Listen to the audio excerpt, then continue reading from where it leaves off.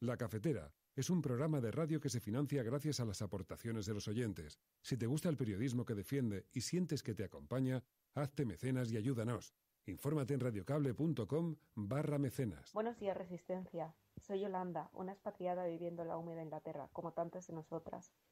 Empecé a escucharos en un momento de mi vida que estaba en crisis, porque mudarme también significó perder parte de mis raíces y no estar en un lugar que me ayudase a conectar con mis valores y mi gente. Cada día os escucho en diferido mientras hago los quehaceres, haciéndome sentir que no estoy sola.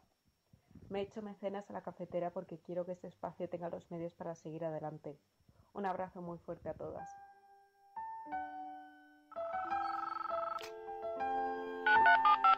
Son las 8:30 de la mañana. Las 7:30 en la Casa Museo de José Saramago, en Tías, Lanzarote. Buenos días, mundo. ¿Quieres un café?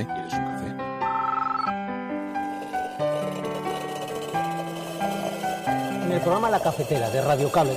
En una entrevista en Radio Cable. Durante 20 minutos en Radio Cable y dice todo lo que van a escuchar. Esta mañana en La Cafetera de Radio Cable. Radio Cable, que ha conseguido una auténtica primicia. Ha entrevistado esta mañana y ha conseguido situar esa entrevista y lo que le ha dicho en los titulares de todos los digitales. La Cafetera. Dirige Fernando Berlín. Con María Navarro. Since coming into office, Trump has shown nothing but contempt for working together with the international community. Across the UK, in towns, cities, villages, schools, hundreds of thousands of us will be protesting him and his policies. The United States is committed to a phenomenal trade deal between the U.S. and the U.K. There is tremendous potential in that trade deal. I say probably 2 and even 3 times of what we're doing right now. And I didn't see the protesters until just a little while ago, and it was a very, very small group of people put in for political reasons. So it was fake news. Thank you. México reitera su compromiso de continuar el diálogo profundo y la cooperación que siempre ha mantenido con todas las autoridades de Estados Unidos, incluida la Casa Blanca, Departamento de Estado, Seguridad Nacional, así como todas las demás agencias relevantes para abordar los problemas de migración que afectan tanto a las naciones como a la región en su conjunto.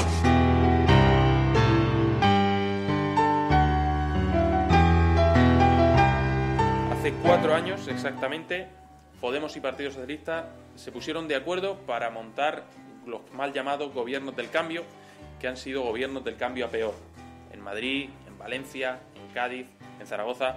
Hoy queremos sentar las bases, el Partido Popular quiere sentar las bases con estas conversaciones con Ciudadanos y con Vox de los gobiernos de la libertad. El uso de la violencia no ha sido uno de los elementos estructurales del plan llevado a cabo por parte de los acusados. Tanto el delito de sedición entendemos que resulta perfectamente acreditado, completamente acreditado, el delito de desobediencia y también lo es el delito de malversación. Lo que sucedió en Cataluña entre marzo del 2015 y octubre del 2017, particularmente del momento en que se aprueba esa resolución primera de la 11ª legislatura, que pone en marcha ya de una forma efectiva todo este proceso, y sobre todo en los meses de septiembre y octubre del 2017, es lo que en la terminología de Kelsen, ese ilustre jurista austríaco que tuvo que huir en los años 30 a Estados Unidos ante el auge del nazismo, se llama golpe de Estado. Fue un golpe de Estado, que a juicio de Kelsen es ni más ni menos que la sustitución de un orden jurídico por otro por medios ilegales.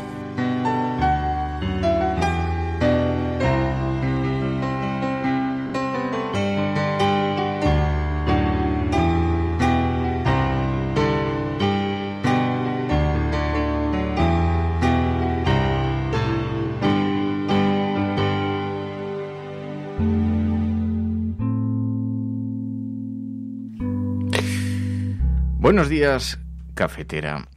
Mientras medio país se encontraba entretenido y distraído con las palabras del fiscal que hablaba de rebelión y de golpe de Estado, hoy pasa más inadvertido en las portadas de los periódicos la decisión del Tribunal Supremo que a esta hora ya conocen en todo el mundo.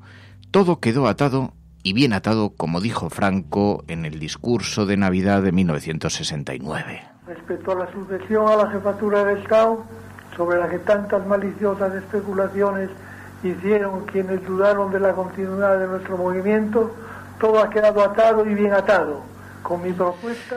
Todo ha quedado atado y bien atado, dijo el dictador Franco, y ayer pudimos comprobarlo. El Supremo, el más alto tribunal de España, suspendió por unanimidad la exhumación del dictador Franco, que, como sabéis, estaba prevista para el próximo día 10, el próximo lunes.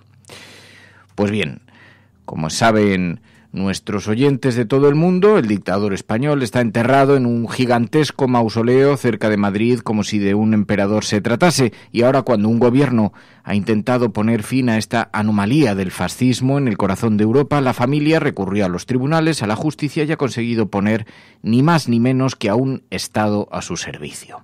Este periplo judicial llegó ayer al Tribunal Supremo, que suspendió en un auto de forma cautelar la exhumación hasta que no haya sentencia firme, dijo, y lo argumentó señalando que falta saber el fondo del asunto, porque en su opinión podría ser extraordinariamente perjudicial no solo para los recurrentes, sino también para el interés público por las singulares y únicas circunstancias que concurren en este caso, dijo el Tribunal Supremo. Franco dijo en el discurso de Navidad del 69 que todo había quedado atado y bien atado, y ayer pareció que el Supremo le daba la razón. El texto del Tribunal Supremo llegaba a decir en su auto que el hecho de que fuera jefe de Estado desde el 1 de octubre de 1936 hasta su fallecimiento el 20 de noviembre del 75 atribuye a toda la controversia unos rasgos especiales que no se pueden ignorar, decía en su auto el Supremo. Y asumía de esa forma en su texto que el dictador era jefe de Estado en el año 1936 tras el golpe. Es decir, considera que el nombramiento de las Juntas de Defensa Nacional 2 meses después del golpe fue legal. En ese decreto, como recordó ayer Antonio Maestre, el decreto de la Junta de Defensa Nacional de España, al que el Supremo otorgaba validez por encima de la Constitución de 1931, ni siquiera era nombrado jefe de Estado, sino jefe de gobierno del Estado español, pero es igual porque es el relato de los militares, porque legalmente el jefe de Estado, el 1 de octubre de 1936, era Manuel Azaña, el presidente legítimo y legal. Pero da igual, porque el tribunal hace suya así una lectura intencionada, retorcida por la dictadura, que retrata muy bien que, como dijo Franco, todo quedó atado y muy bien atado. El debate público se encendió enseguida en las redes sociales y numerosos políticos reaccionaron con palabras como insultante, vergüenza y barbaridad. Pablo Iglesias dijo que esto de que la sección cuarta de la Sala Tercera del Tribunal Supremo considera a Franco jefe de Estado desde el 1 de octubre del 36 es una barbaridad. Eduardo Madina dijo que el escrito del alto tribunal era ridículo, insultante y remató con un qué vergüenza. El historiador Julián Casanova decía en Twitter: así es la historia para ellos, mera propaganda política, transmisión de las ideas de los militares rebeldes, y después del franquismo, qué poca seriedad. También el profesor de historia José Miguel Aragón calificaba el franquismo institucional y muy vivo todavía en esa lectura. Así que sí, todo quedó atado y bien atado. Esta es la apertura del programa de Radio La Cafetera. Si lo estás escuchando, no estás sola.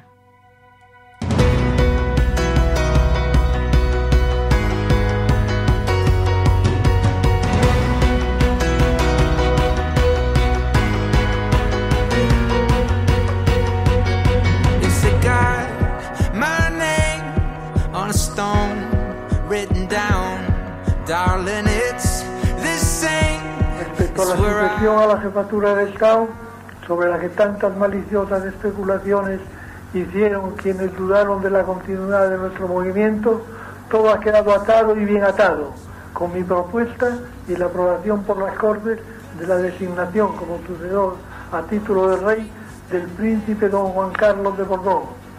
Dentro y fuera de España se ha reconocido, tanto con los aplausos como con los silencios, la prudencia de esta decisión trascendental. Nuestros descendientes comprobarán en la nueva monarquía española ha sido instaurada en virtud de votaciones populares reiteradas en el plazo de 20 años. Así lo estamos comprobando los descendientes, en efecto, como auguraba Francisco Franco en el año 1969. Bueno, pues bien, esa es la apertura del programa de Radio La Cafetera y hoy hablaremos con Emilio Silva. Solemos hacerlo los jueves aquí, el presidente de la Asociación para la Recuperación de la Memoria Histórica. Mañana tendremos oportunidad de hablar de nuevo, pero ante una información como esta, que como digo ya es escuchada pero no recogida hoy en las portadas de los periódicos, a pesar de que esta es una noticia que tiene un alto impacto en la política española, habida cuenta de que había sido la gran apuesta del gobierno de Pedro Sánchez. La exhumación de los restos de Franco, que ahora auguran tardará en producirse algunos meses. Parece que en todo caso terminará sucediendo, pero eso sí, no será hasta dentro de unos meses, porque el Tribunal Supremo ya se ha pronunciado en ese auto sobre esta materia. Por eso el hashtag hoy elegido en el programa, almohadilla la cafetera bien atado. Almohadilla la cafetera bien atado. Así que os pedimos que lo utilicéis en Twitter para que podamos organizar la conversación y podamos conversar y comentar la actualidad de nuestro país. Almohadilla la cafetera bien atado, como ya están haciendo algunos numerosos oyentes de este programa.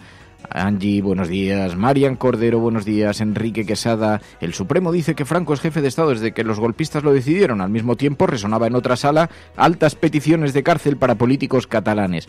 En efecto, las contradicciones de la política española, que se encuentra mostrando todas las costuras de la Constitución, de la transición española.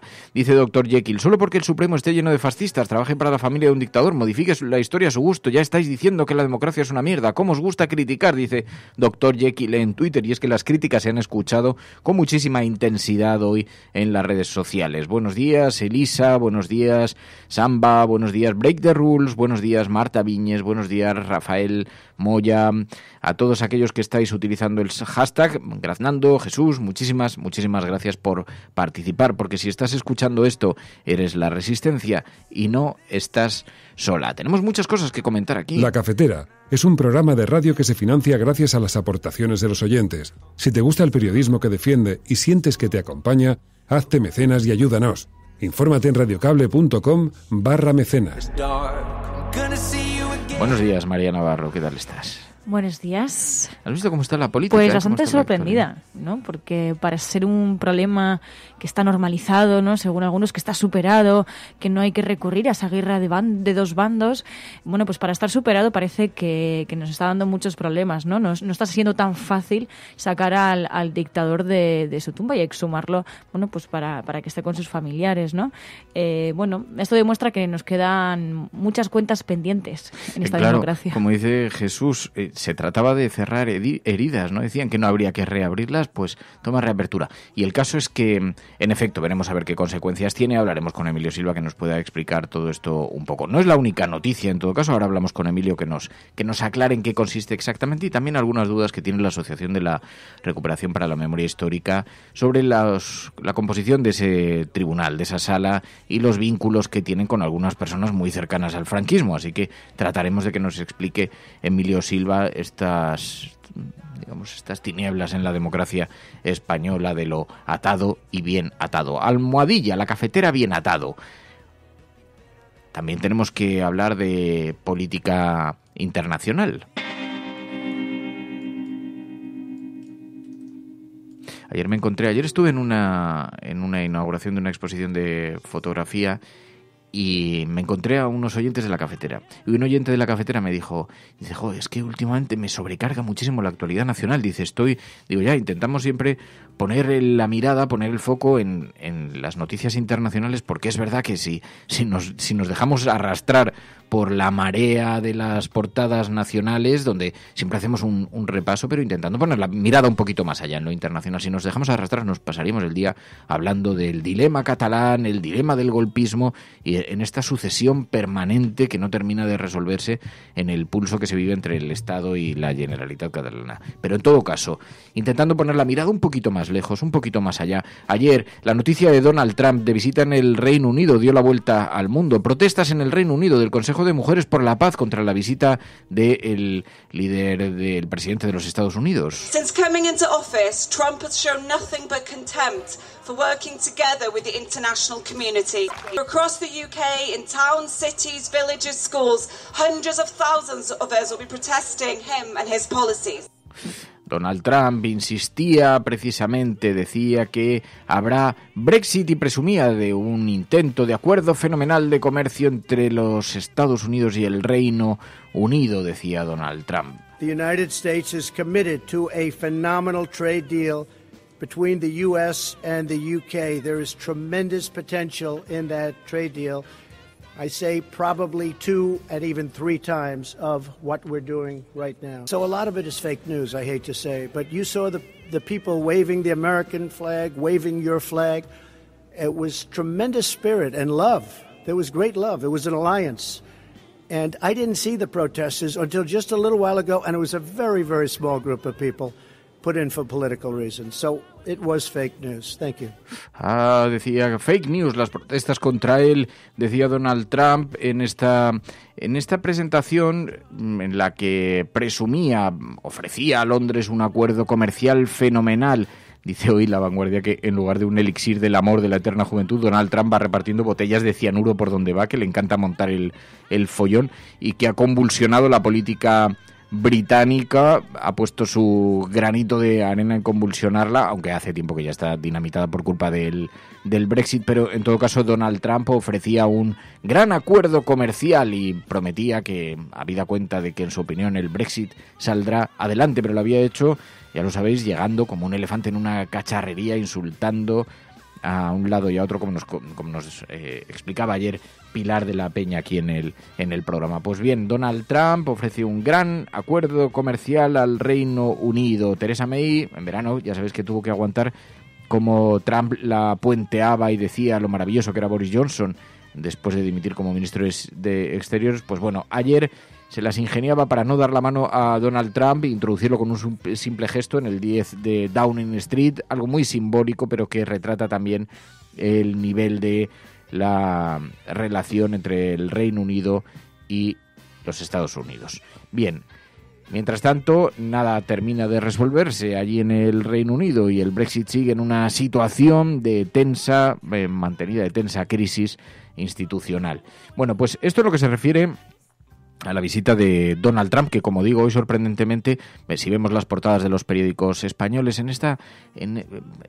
este es una costumbre que ha tenido mucho la prensa española, que siempre ha mirado muy internamente, y esto algunos lo atribuimos al peso precisamente del franquismo, la escasa mirada exterior que siempre tuvo, el aislamiento que supuso para este país la dictadura de Franco, y eso ha hecho que unas ciertas miradas, una cierta cultura mediática se haya también apoderado de la información hoy en día, porque si vemos las portadas de los periódicos, salvo cuando afectan directamente a España, Lilian Tintori, sabéis que ha viajado a España y está, bueno, hay mucha, pues eso sí ocupa un poquito en las portadas de hoy, pero nadie habla de la visita de Donald Trump al Reino Unido, el Reino Unido que está en este proceso de Brexit, que puede convulsionar si no comenzar la disolución de la Unión Europea.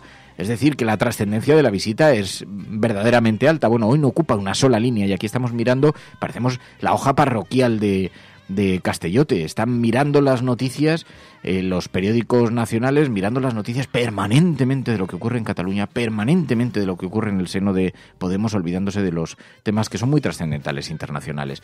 Mientras tanto, Estados Unidos también tiene un frente abierto con México, que además nos retrata un poco la tensión que se vive con la inmigración. Y esto que va a cambiar el rostro de la geopolítica mundial en los próximos años está teniendo una expresión muy significativa en México. Marcelo Ebrard, el canciller mexicano a favor del diálogo con Estados Unidos, da cifra de los migrantes retornados. México reitera su compromiso de continuar el diálogo profundo y la cooperación que siempre ha mantenido con todas las autoridades de Estados Unidos, incluida la Casa Blanca, Departamento de Estado, Seguridad Nacional, así como todas las demás agencias relevantes para abordar los problemas de migración que afectan tanto a las naciones como a la región en su conjunto. Durante los primeros 5 meses de 2019, 24.451 personas solicitaron refugio en México. El 29 de mayo de este año, México ha aceptado 8.835 migrantes retornados que ahora están esperando en el territorio nacional una audiencia de asilo en los tribunales de Estados Unidos.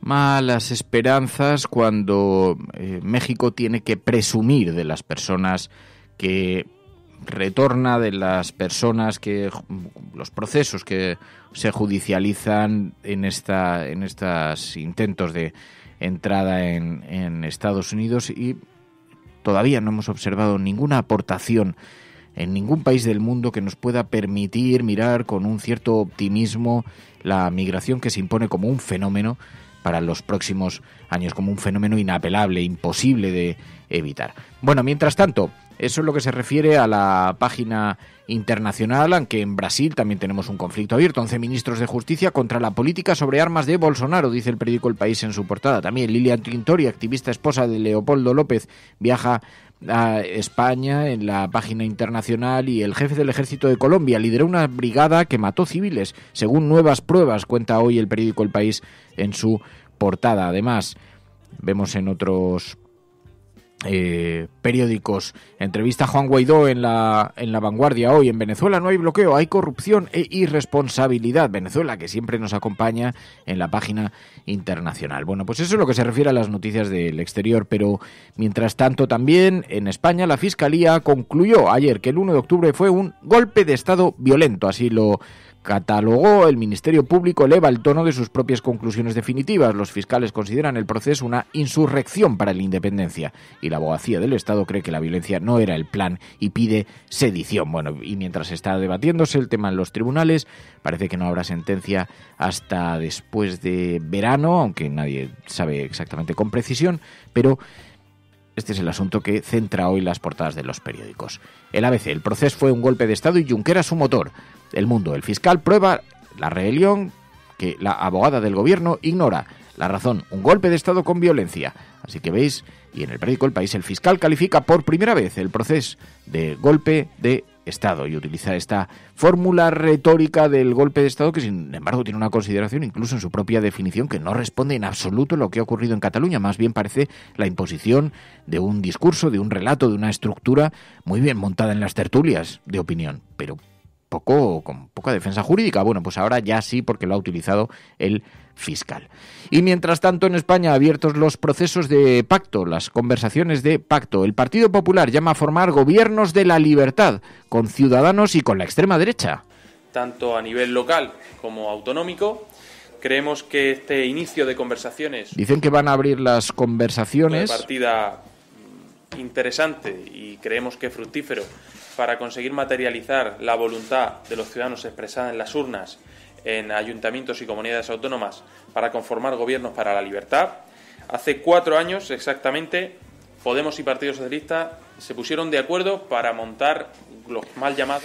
Eso dicen desde el Partido Popular, que para combatir los gobiernos de cambio montarán gobiernos de cambio con Ciudadanos y con la extrema derecha. Desde luego, verdaderamente grotesca la propuesta. Bueno, pues comienzan las conversaciones, aunque todavía nada que se pueda concretar. En fin, este es el retrato, este es el panorama hoy en las portadas de los periódicos impresos, en los kioscos, en los digitales. Mucha presencia de una información que conocimos ayer. Echenique deja de ser secretario de organización de Podemos. Hoy lo lleva Público.es, algunos otros en los impresos también, pero hoy Público.es lo lleva en su portada. El diputado se pone al frente de la negociación con Moncloa y el PSOE para intentar algún tipo de gobierno de coalición. Por cierto, me cuentan, mañana intentaré profundizar un poquito más en la apertura sobre este tema. Pero... ayer que tuve la oportunidad de pasear por los oscuros callejones de la corte de capa y espada, y donde se escuchaban los sigilos de las profundas voces de la noche, hay bastante malestar en el gobierno por la posición fuerte de Podemos, que ya sabéis que ha exigido un gobierno de coalición y ha descartado cualquier otra opción. Una parte del gobierno, que lo vemos encabezada por la posición más dura, por ejemplo, de Ábalos, especulaban con la posibilidad de acuerdos puntuales al estilo de un gobierno a la portuguesa. Hay una parte del gobierno bastante partidaria de dejar entrar ministros independientes propuestos por Podemos, pero nunca figuras demasiado relevantes de la vida interna de Podemos, tipo Pablo Iglesias. Bueno, pues me contaban en el gobierno que están muy preocupados porque creen que la posición es bastante fuerte de la negociación, que parte de una posición de negociación bastante fuerte Podemos, a pesar de los líos internos y a pesar del resultado electoral de las autonómicas y municipales. que está siendo muy exigente en las condiciones, y decían en el gobierno, es que se puede ir al traste la negociación, e incluso había quien era partidario, abogaba, de dar una pequeña lección a Podemos, no lo decían en estos términos, pero decían, a ver si vamos a tener que nombrar a Manuela Carmena ministra de Justicia, para tocar un poco las narices, que sería un golpe de efecto, o a Manuel Valls de ministro, muy del estilo de estos, ayer me lo contaban con una cierta ironía, pero tenía una pulsión que me pareció muy interesante por una razón, porque es verdad que el gobierno de Sánchez, los ministros de Sánchez, han sido siempre muy efectistas, pero realmente han conseguido cosas. Vemos a Pedro Duque, por ejemplo, un nombramiento muy publicitario, digamos, en términos de propaganda, muy eficaz, pero bueno, en términos de gestión, pues no ha habido mucho tiempo, es verdad, se puede presumir de eso. Y entonces yo decía, hombre, pero tampoco, además Manuela Carmena no aguanta 4 años en un ministerio. Da la impresión de que ni siquiera aspiraba a estar 4 años en la alcaldía de Madrid, sino que empezaría la legislatura y se marcharía a media legislatura. Me decía, bueno, pero es que tampoco es tan importante que esté mucho tiempo, sino que es un golpe de efecto, de cierta relevancia, porque la política hoy es eso. Ay, amigos, las cosas que tiene la política. Pero en todo caso lo que sí que retrata es que la posición de Podemos, de dureza de Podemos, ha caído con una cierta incomodidad dentro del gobierno. ¿Conseguirán poner a algún ministro? Parece que si son cargos independientes o propuestas independientes, algunas personas independientes, pues no parece descartable que lo consigan. Pero cuánta que gente... Porque claro, si le ofrecieran un ministerio a Pablo Iglesias, ¿qué le van a ofrecer? Obviamente no le ofrecerían defensa. Le ofrecerían ministerios secundarios. ¿Querría Pablo Iglesias? ¿Aceptaría una cosa así? Mientras tanto, Podemos está en una situación de una cierta debilidad. Esto que hemos visto en las últimas horas, esta salida de Echenique, de la Secretaría de Organización de Podemos, hoy portada en todos los periódicos. Pero bueno, Sánchez mantiene el secretismo y el silencio sobre su investidura a 2 días de la reunión con el rey, recuerda Público.es también hoy en su portada, mientras dice que PP y Ciudadanos revisarán las ayudas para la igualdad en Andalucía tras el jaque de Vox al gobierno andaluz. Y además el Tribunal Supremo acuerda suspender la exhumación de Franco. Bueno, esto en Público.es, mientras que en el Diario.es. Iglesias reorganiza la cúpula de Podemos. Echenique deja de ser secretario de organización, dice. Y además, los vetos de Ciudadanos a Vox abren la puerta a una investidura en precario de Manuela Carmena, dice el Diario.es, que también es verdad que anoche en los oscuros callejones de la corte madrileña se especulaba con eso.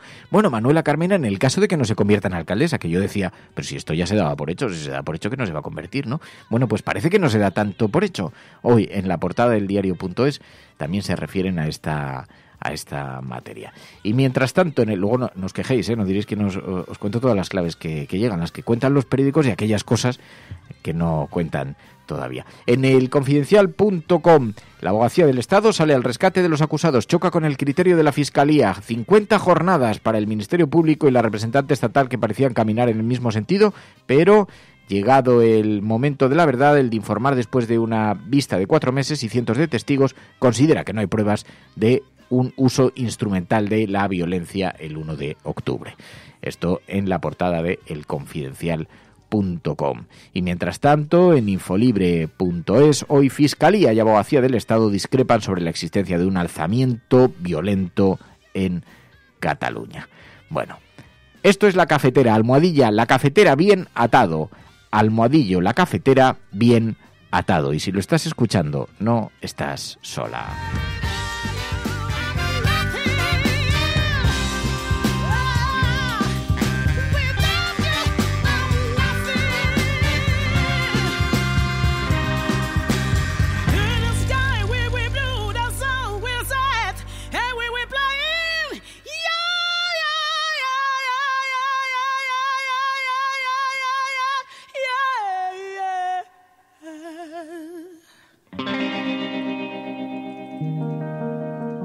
Es algo que todos sabemos de algún modo, pero que puede que nadie te haya explicado nunca.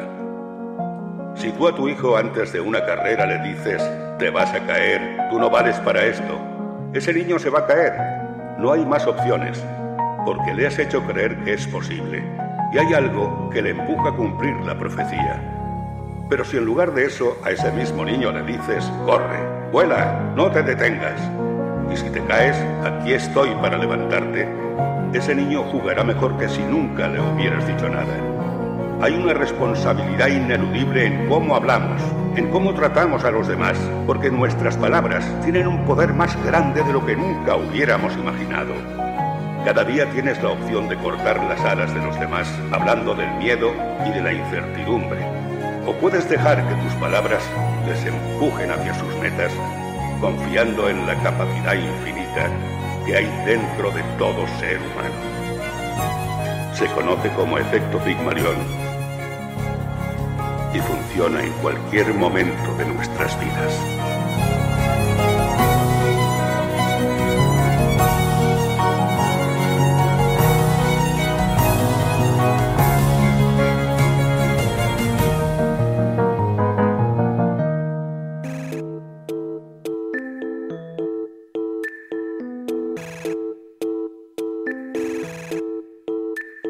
La Cafetera es un programa de radio que se financia gracias a las aportaciones de los oyentes. Si te gusta el periodismo que defiende y sientes que te acompaña, hazte mecenas y ayúdanos. Infórmate en radiocable.com/mecenas. Bueno, pues os lo habíamos anunciado. Emilio Silva, muy buenos días. Hola, buenos días. Ayer te vimos... y cafeteros. Te vimos en numerosos medios de comunicación, en numerosas entrevistas, valorando este auto del Tribunal Supremo que paraliza la exhumación de Francisco Franco. Desde la Asociación para la Recuperación de la Memoria Histórica que presides, ¿qué valoración habéis hecho sobre la decisión, Emilio? Bueno, por un lado, esto ya llevaba días saliendo la noticia, no sé exactamente cómo se van filtrando estas cosas. Sí era llamativo que coincidiera con el alegato del fiscal Zaragoza en el juicio del proceso, ¿no? Y eso, evidentemente, es una decisión estratégica del Tribunal Supremo, como comunica una decisión como esta, que ya debía estar redactada. Y bueno, pues forma parte de algo muy coherente del Poder Judicial español, ¿no? En 43 años no ha juzgado a uno solo de los responsables de las graves violaciones de derechos humanos de la dictadura, no ha reparado a través de la justicia a ninguna de sus víctimas, incluso pues ha perseguido los intentos de investigación como si investigar el franquismo fuera un delito, o sea, como si viviéramos en una especie de mundo al revés, y bueno, forma parte de esta cosa nostra de las élites franquistas que todavía tienen un enorme poder en las instituciones y en la vida política. Escuchábamos cuando comenzaba el programa aquel mensaje de Navidad en el año 1969 de Francisco Franco, cuando decía: todo ha quedado atado y bien atado. Y vosotros desde la asociación habéis denunciado también algunos vínculos entre la justicia y el franquismo sociológico, ¿no? Bueno, hay que saber que un juez para entrar en el Supremo, para empezar, tiene que tener 28 años de carrera, con lo cual podemos, como mínimo, quiero decir, eso es para que empiece a jugar, digamos, en la categoría, en la liga, donde los acuerdos políticos y muchas cosas que tienen que ver con la endogamia empiezan a abrirle a alguien la posibilidad de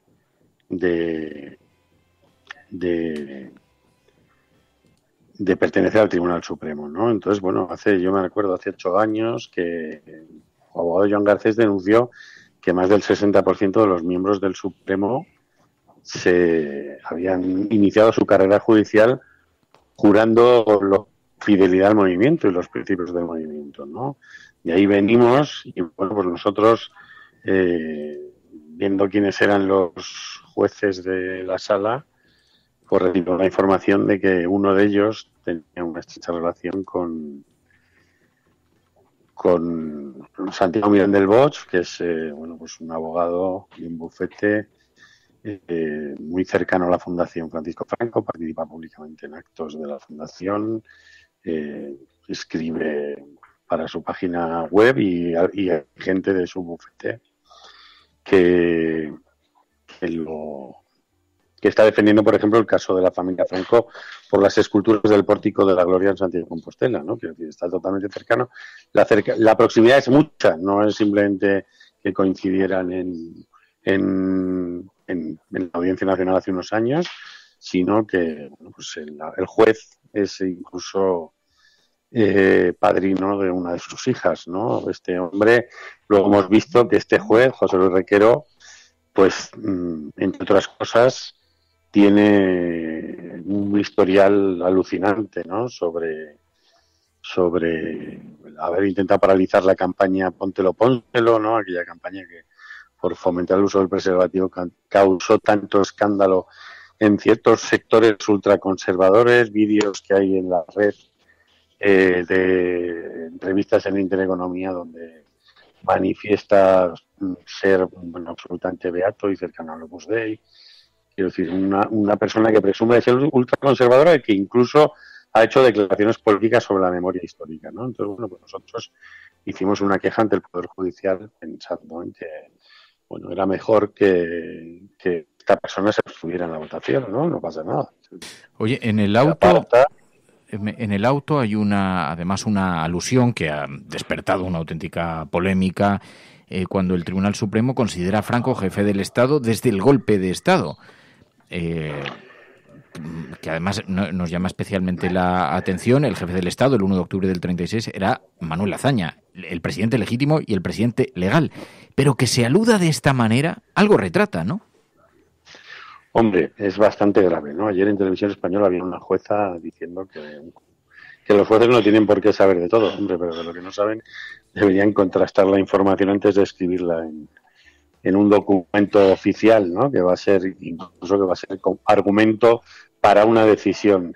Bueno, es bastante habitual. De hecho, te estaba pasando yo ahora mismo por WhatsApp un vídeo, por si ponías el audio, de la Fundación Franco sobre ese hecho del 1 de octubre. Realmente no fue el 1 de octubre.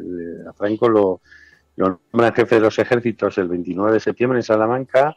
Se publica en el boletín franquista el día siguiente, y cuando ya aparece, digamos, como jefe de todos los ejércitos el 1 de octubre, pues era un día que era festivo en la dictadura, que el hospital que en Madrid se llama 12 de octubre se llamaba 1 de octubre, y se convierte con el 18 de julio en otra fecha emblemática para el régimen franquista, ¿no? Ayer precisamente es curioso porque en la EBAU, la prueba que ha sustituido a la selectividad, cayó el franquismo, ¿no? Y si los alumnos, acabo de leer un tuit de José Manuel López diciendo que a su hija le cayó el franquismo en la EBAU y que si hubiera contestado con el argumento del Tribunal Supremo, pues evidentemente habría suspendido, ¿no?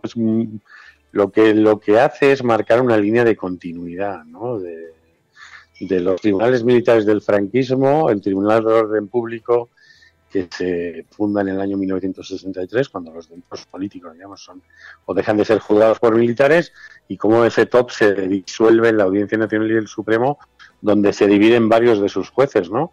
Y entonces eso se reparten, y de ahí viene, digamos, este Supremo, que incluso nosotros creemos que tomó la decisión por unanimidad, entre comillas, para proteger al magistrado del que nosotros nos habíamos quejado, ¿no? Como una forma de que no estuviera en un lado él y en otros jueces, ¿no?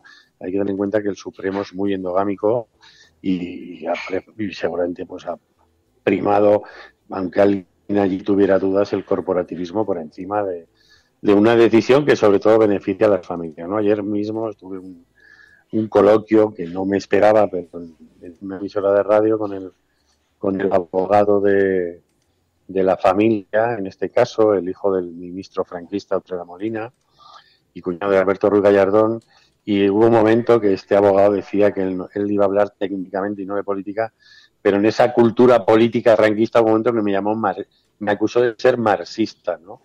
Y para mí era un retrato perfecto de esa idea, ¿no? De esa especie de cosa demoníaca de quien no les obedece, ¿no? Lo triste, sobre todo, por un lado, es que ese Supremo igual se podría dedicar a investigar la fortuna de los descendientes del dictador, que seguramente tiene mucho que investigar desde el punto de vista jurídico y penal, y lo que está haciendo es, bueno, pues por un lado, hacer un cortocircuito entre una decisión que ha tomado el legislativo, que es el Congreso de los Diputados, porque es quien en mayo de 2017 aprobó que los restos de Franco salieran de allí, y el Ejecutivo, ¿no? Y eso también, bueno, pues hoy mismo hay 3 portadas de 3 grandes periódicos, El País, El Mundo y el ABC, donde no aparece nada sobre esto. Pero a mí me parece interesante el conflicto que se crea, porque lo que está haciendo el Supremo es paralizar una decisión del Congreso, ¿no? Y bueno, pues yo creo que entiendo que tiene una cierta gravedad, ¿no? Y más allá de que al final las víctimas, todos los que creemos y, entre comillas, disfrutamos de la democracia y queremos que mejore, pues vamos a seguir pagando con nuestros impuestos esos fastos de la democracia financiados con dinero público, que son un valle de los caídos dedicado fundamentalmente al dictador.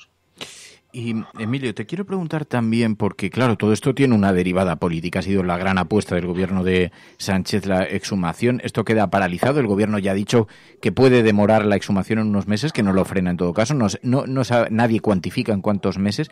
Esto queda paralizado, pero ¿hasta cuándo? ¿Cuándo se puede resolver esto? ¿Cuándo se puede ver finalmente la exhumación que tenga lugar?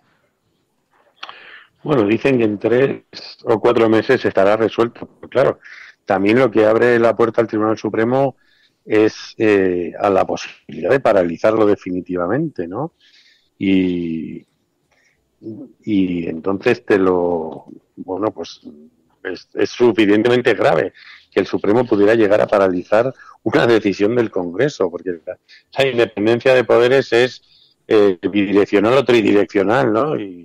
Y unos tienen que respetar a los otros siempre que un Congreso no caiga en un delito. Que el Congreso de los Diputados apruebe una medida para sacar los restos de Franco de los caídos está dentro del orden constitucional y de sus competencias. Entonces, que invada ese orden el Tribunal Supremo, pues tiene una cierta gravedad. Y por otra parte, pues el Gobierno ha sido tremendamente torpe, ¿no? Los restos de Franco se deberían haber sacado, como se sacaron en Pamplona los de Mola o Sanjurjo, o como se quitó una estatua ecuestre de Franco que había en Madrid en marzo del 2006, que luego la familia Franco fue a un juzgado a ver si revertía la situación y la estatua se fue a donde la almacenaron y Sanjurjo no volvió al monumento a los caídos de Pamplona, ¿no? Entonces, el ejemplo de todo el esfuerzo y todas las torpezas que han cometido desde el gobierno y que la familia esté, pues celebrando, ¿no? Que echa un pulso con el gobierno de un país y que lo va arrinconando, entre comillas, pase lo que vaya a pasar después, pues es una especie de cosa bastante patética, ¿no? Respecto a la fragilidad de la democracia. Y la fragilidad de la democracia tiene que ver con una cultura política franquista que sobrevive en todos los ámbitos. Ayer mismo Televisión Española le hizo un directo al presidente de la Fundación Franco por la mañana y se lo llevó a un plató por la noche, ¿no? Eso es una cosa absolutamente vergonzosa. Nosotros hicimos una queja ante el defensor del espectador y lo que nos contestaron es que formaba parte de la libertad de información. Dice, yo no he visto nunca a alguien que defienda a un terrorista en la televisión, ¿no? Pública. Entonces, no, estamos hablando en concreto del caso o a los abogados de los detenidos en Alsace. Estamos hablando en concreto del caso del franquismo, que está totalmente normalizado, ¿no? Y mira, la última visita que hice yo al Valle, la penúltima, yo fui la debería contar un día tal y como fue un poema, ¿no? Pero fui con un grupo de estudiantes extranjeros y cuando acababa la misa, ellos se acercaron a la lápida de Franco, ¿no? Porque yo les dije que inmediatamente fueran allí para ver qué ocurría. Y cuando vieron cómo llegaba gente, se arrodillaba, levantaba el brazo, veían a algunos de los estudiantes, hablo de chicos de 20, 22 años, se ponían casi a temblar de miedo, ¿no? Para nosotros es algo que tenemos normalizado, pero es una anomalía. O sea, somos anormales en el sentido de que es algo que deberíamos rechazar profundamente y no tolerar por ningún sitio, ¿no? Pero tenemos esta especie de democracia posfranquista donde todas las élites de la dictadura siguieron siendo élites en la democracia, comprando medios de comunicación, callándose cosas, no investigando tramas casi mafiosas que hay detrás de esas redes franquistas y pues estamos donde estamos, ¿no? Entonces lo que pasa en el Supremo es como una secuencia, es dentro o podemos verlo dentro de una secuencia totalmente lógica, en esa lógica. Bueno, los jueves hablamos aquí con Emilio Silva sobre memoria histórica, así que mañana tendremos la oportunidad de hablar, si acaso todavía profundizar un poquito más en este asunto y otras materias relacionadas con la memoria histórica y con esa deuda que tiene pendiente la democracia en España y que, como vemos, todavía tiene asignaturas realmente muy, muy pendientes. Emilio Silva, gracias de corazón. Un abrazo a toda la resistencia. Un abrazo. we will make America safe again. Gracias, Emilio. And yes, together, we will make America great again. No puede estar de moda ser izquierdas, pues si son unos carcas. Están todo el día con la guerra del abuelo, con las fosas de no sé quién. Aprovechen estos meses de gobierno Frankenstein para que no se pueda defender la libertad y la unión. Acosen a la gente estos meses. Es usted un provocador. El discurso que ha hecho usted aquí es más propio de un fascista que de un demócrata. No, hombre, no era instructora. No, hombre, no. Es que no tienes ni idea.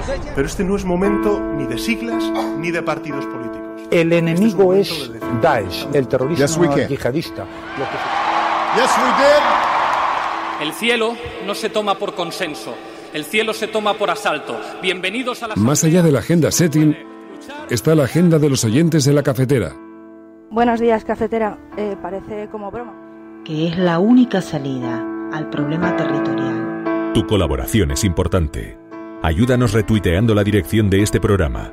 Hagamos que se nos oiga. Hagamos que se nos conozca. Radiocable.com.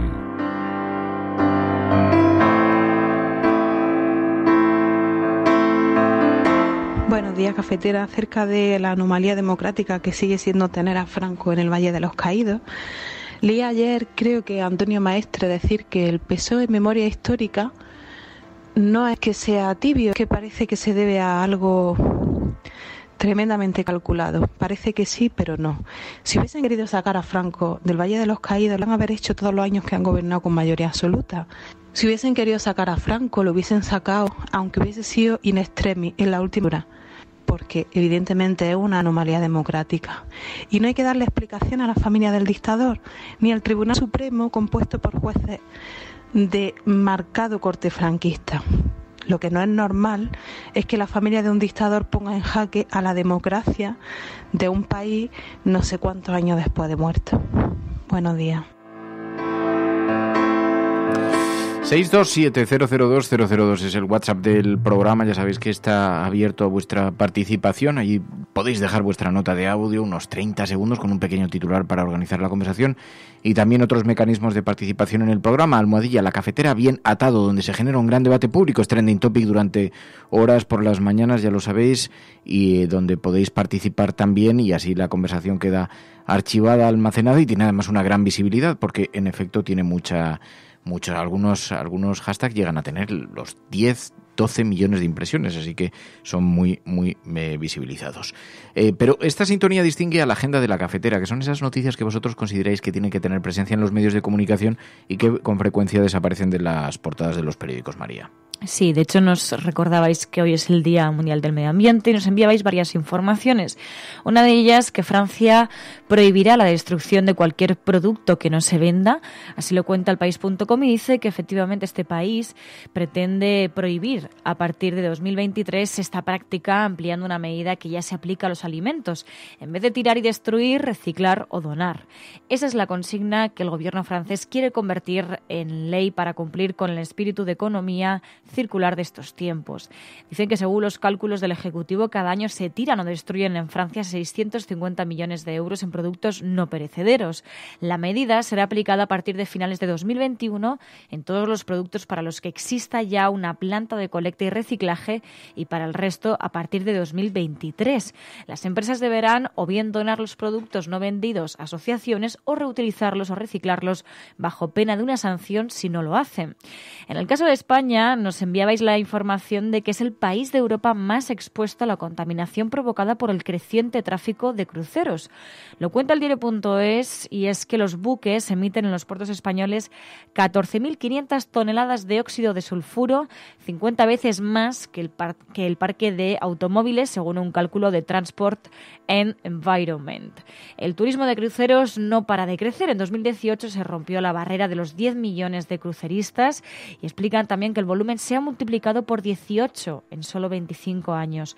Y España lidera la lista de emisiones de gases. El combustible marítimo está menos refinado y la normativa es menos exigente con los motores de los barcos, por lo que efectivamente es el país de Europa más expuesto a la contaminación provocada por el tráfico de cruceros.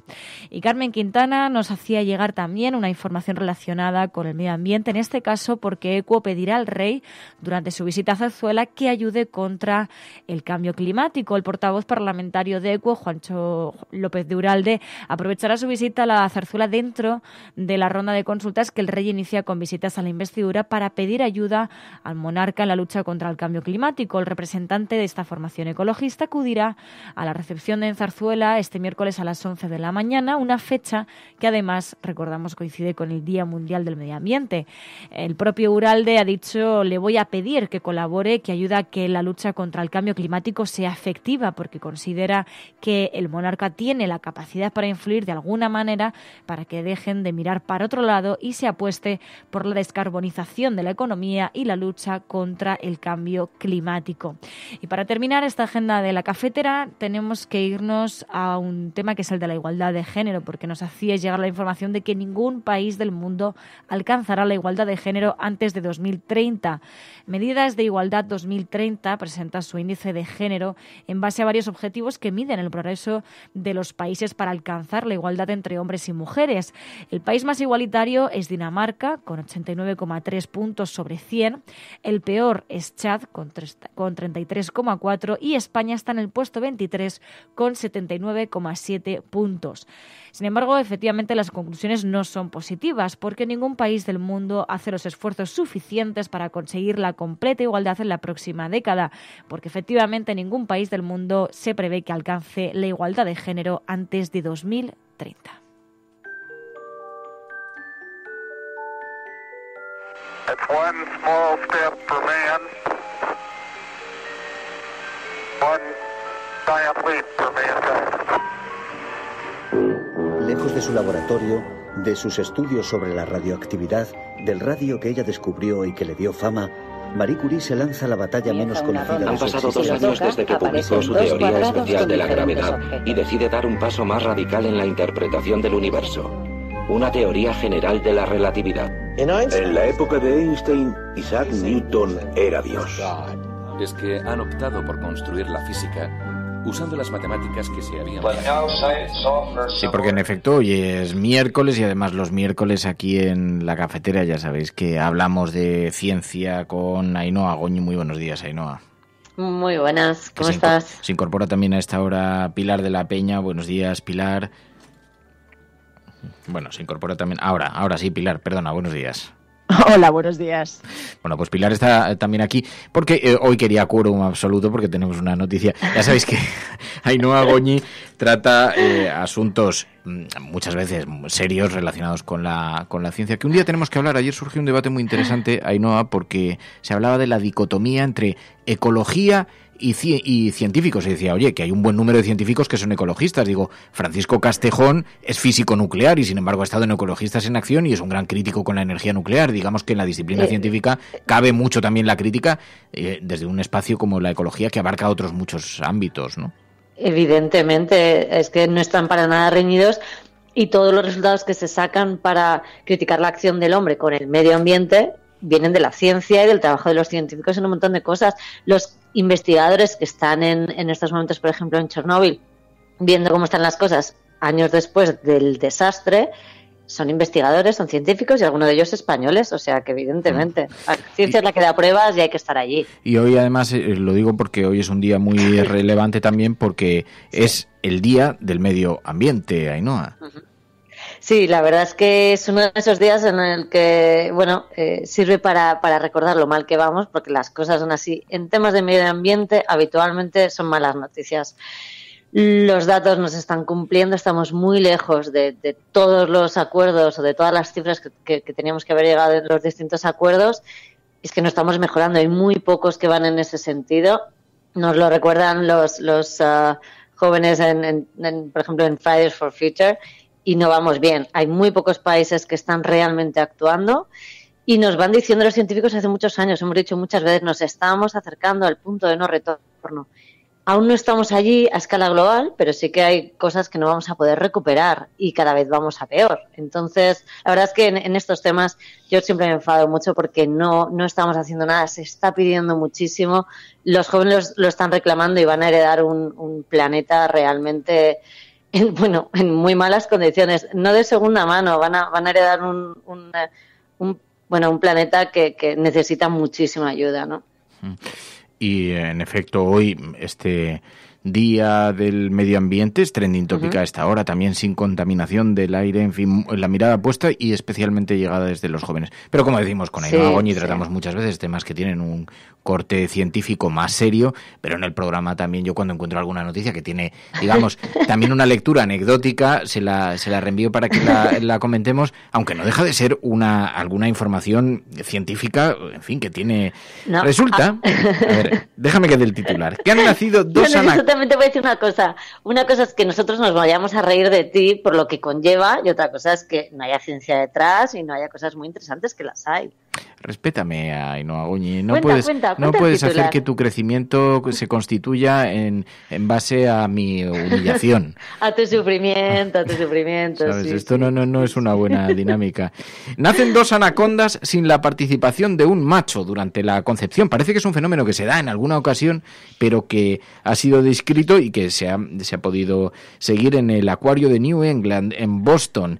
Y dos anacondas, ¿no? Concebidas sin la participación de un macho. Esto abre nuevas expectativas, Ainhoa Goñi, para la eliminación de los machos.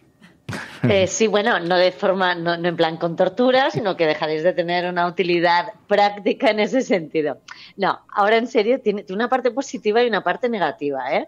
Se llama partenogénesis y básicamente es una reproducción sexual, como digo yo, de una virgen. Es el nacimiento, es muy peculiar porque básicamente una célula producida al mismo tiempo que el huevo en la hembra juega el mismo papel esa célula que el esperma y dispara todo el proceso, todo el sistema para que el huevo se transforme en un embrión.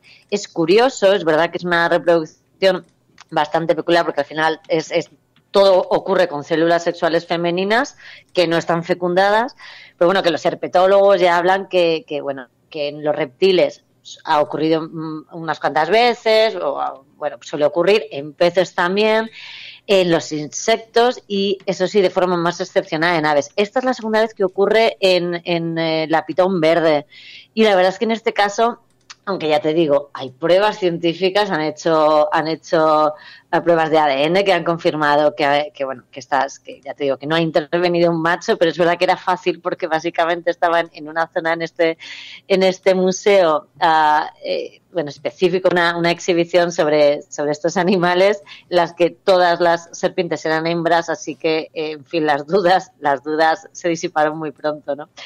Pero sí, es verdad que creo que es un fenómeno que ocurre con alguna frecuencia o que se ha observado en alguna otra ocasión en insectos y plantas, que no es tan frecuente en esto, pero el hecho de que puedan desarrollar pues esta, no lo sé si llamar habilidad o esta, no sé cómo se denomina esto, pero no, es una habilidad, porque ten en cuenta que al final creen los investigadores que puede ser como un sistema de reproducción antiguo, sobre todo que viene muy bien y puede ser que sea una adaptación a cuando realmente no hay machos. O sea, estas hembras estaban rodeadas, o esta hembra en concreto estaba rodeada de otras hembras, entonces la reproducción sexual tradicional, digamos, con un macho no era posible, y entonces puede ser que sea una forma evolutiva de poder tener descendencia. Algo, pues es una adaptación, igual que mutaciones, una adaptación para poder tener descendencia. Dice Sbrocker que esto del hermafroditismo es el verdadero empoderamiento femenino. Se acabaron ya te digo porque yo que pensaba que era una noticia que os iba a desatar los comentarios y no os veo muy interesadas en este asunto. Pai no ha dicho nada, Mary no dice nada. Yo lo que no sé si lo tuyo es curiosidad o preocupación. ¿Lo mío? Sí, hacia Cambia probablemente en ambas direcciones. Sí, ¿no? Es preocupación. Yo solo digo una cosa, que así lo dejo caer, ¿eh? No tengo ningún tipo de intención. Qué casualidad que solamente ocurre en las hembras. Los machos no tienen esta posibilidad. Igual que te quiero recordar que hace unos meses hablamos de que se había conseguido también descendencia en ratones en laboratorio, ¿te acuerdas? A través de material exclusivamente femenino. No lo recuerdo, mi memoria es selectiva y los en machos algunos campos. No sobrevivían más de 24 horas. Seguro que los oyentes se acuerdan. El follar se va a acabar, dice Pipistrello. La cosa se está poniendo. La propia naturaleza se deshace de los machos. Era de esperar, dice Pleistocénica. Sí. Dice Rodrigo, algunos hace tiempo que perdimos nuestra utilidad práctica como machos. Sí, ya lo dábamos por hecho. Hombre, si saben hacer café, a veces pueden sobrevivir un par de días. Entonces yo tengo ahí unas... ¿Tienes inmunidad? Unas papeletas, tengo mi... Claro, además hace spam, bueno, no es que esté probado, pero se supone que hace spam, vamos a dejarlo ahí. Se supone, sí. Sí, O sea, que de tengo todas mi formas, salvo. hay una especie de tormenta perfecta sobre este tema, porque el otro día leía un artículo de cómo en realidad, en general, habían reducido bastante el número de relaciones sexuales que la gente tenía, en parte pues por las redes sociales, por el entorno actual, así que no vamos por buen camino ahí tampoco, me parece. Pilar está preocupada con eso. Sí, o sea que las redes sociales las redes sociales están acabando con la sexualidad, y un día tenemos que hablar de otro asunto, otro elemento añadido de preocupación, la deficiente calidad del esperma que se ha detectado. Totalmente. De esto creo que hablamos un día, me suena que lo hemos hablado. Hay muchísima malformación, no lo hablamos en el post programa, en la parte del café, pero ya el post café, yo creo, pero sí ha disminuido la calidad del esperma. Y además es que hay cosas como la contaminación, que te has referido tú con el tema del Día Mundial del Medio Ambiente, la contaminación que provoca entre 6 y 7 millones de muertes al año, ¿vale?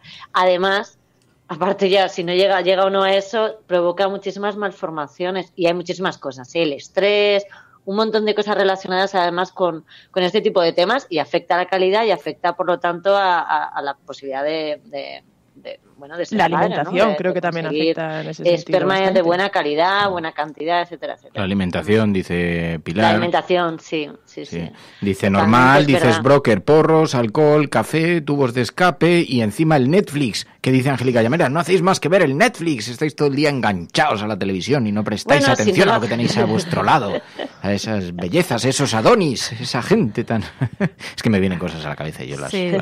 Sí. Ya las anacondas han encontrado la manera de conforme la vida va avanzando y estamos criticando un montón pero vaya, el estilo de vida que estamos teniendo, es verdad que en las últimas décadas la calidad del esperma ha ido disminuyendo, o sea que, chicos, vamos a ponernos las pilas. Y dicen notas, y a mí me produce estrés las noticias, o sea que además es verdad, la televisión, el estrés es el mayor enemigo de la reproducción, no sé si de la reproducción, pero de la sexualidad seguro.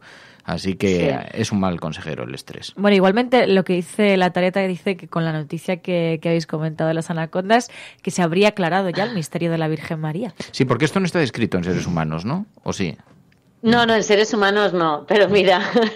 Bueno, pero la Virgen María no era un ser humano al Pero uso, ya hemos visto, también nos comentaste un día en el programa la aportación de la ciencia de este asunto. Cabe la posibilidad de que algún día se pueda también fecundar un óvulo sin intervención masculina, sí, porque como ya ha ocurrido en mamíferos, aunque es eso, de forma controlada en laboratorio, de forma natural, aún no se ha comprobado que haya ocurrido algo así, digamos, pues eso, en mamíferos, ¿no? Sí que ha ocurrido, ya te digo, en laboratorio, así que conforme vaya investigando, vaya avanzando la ciencia, sí que se apunta, evidentemente, el objetivo al final sería eso, pero eso sí tiene una parte negativa, que algo hay que tener, así que, chicas, nos lo apuntamos, y es que al final, hombre, es un poquito evolutivamente hablando, o sea, está bien porque tienes descendencia, pero al final son 2 copias de cromosomas de la madre. Viva la endogamia, claro, que al final lo que haces es reducir la diversidad, algo aportáis, diversidad genética, no sé si buena o mala, pero diversidad. Pues te voy a decir, la semana que viene lo vamos a complicar un poquito más. Llevamos últimamente intentando traer al programa gente que ha estado por el mundo, que está viendo cosas de las que ocurren en los lugares donde están cambiando las cosas y que venga aquí a desayunar con nosotros a tomarse un café. Acaba de volver de Yale mi amiga Pilar Velasco. Pilar Velasco era periodista de investigación en la cadena SER, vuelve ahora de hecho a la cadena SER, ha estado un año fuera y ha estado becada en la Universidad de Yale. Y acaba de volver y entonces ha estado en una beca muy importante allí. Donde es una Greenberg World Fellow, que lo tienen 4, vaya, es dificilísimo conseguirla. Muy pocas personas en el mundo que hayan participado de esa beca y entonces ha estado un año estudiando en Yale.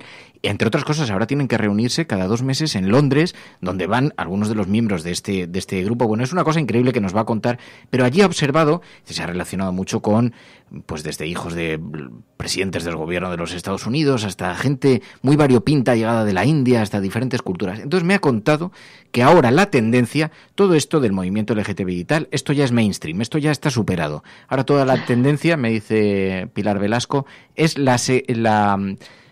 ¿cómo me dijo? Es que me lo definió muy bien definido. El género líquido. Género fluido. ¿El género qué? Género líquido, género fluido, género... el género fluido. El género fluido. Que ya no valen las etiquetas de eres homosexual o eres bisexual o eres heterosexual. Esas etiquetas han quedado superadas. Dice, es que aquí, dice, todo el mundo tiene las parejas, hombres, mujeres, tal. Y bueno, y me estuvo hablando de geopolítica. Me dijo, mira, Fernando, no somos conscientes del cambio que vamos a vivir en los próximos 2 o 3 años, porque si vuelve a ganar Donald Trump, los cambios que se van a producir en todo el planeta, porque ya hay algunas políticas ofensivas abiertas hacia Irán, que como recupere, que como vuelva a ganar la presidencia de Estados Unidos, se van a abrir ahí. Dice que hemos estado debatiendo en Yale, así que le he pedido la semana que viene que venga. Le he dicho, lo que me interesa es lo del género líquido, pero luego si quieres hablamos género también... líquido no, género fluido.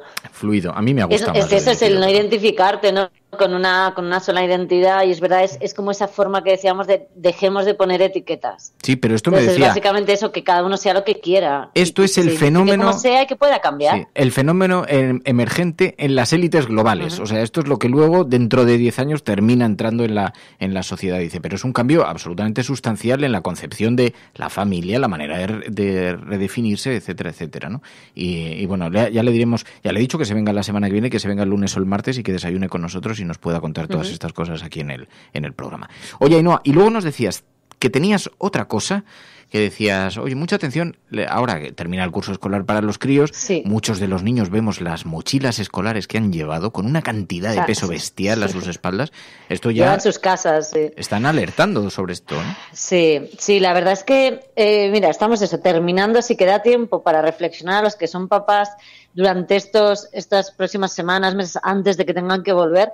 Porque hay estudios, ya lo sabíamos, ya lo intuíamos y se había hablado un poco del tema del peso de las mochilas, pero es que además hay estudios ya que apuntan a la seriedad en el tema de los carritos, que los sustituimos la mochila por el carrito, ¿no? Una mochila con ruedas para llevar los libros, porque al final, pues eso es más cómodo. Lo que sí que han hecho es que al final las cargan más. Además, prácticamente casi el 50% de los niños utilizan este nuevo sistema, ¿no? El de las ruedas.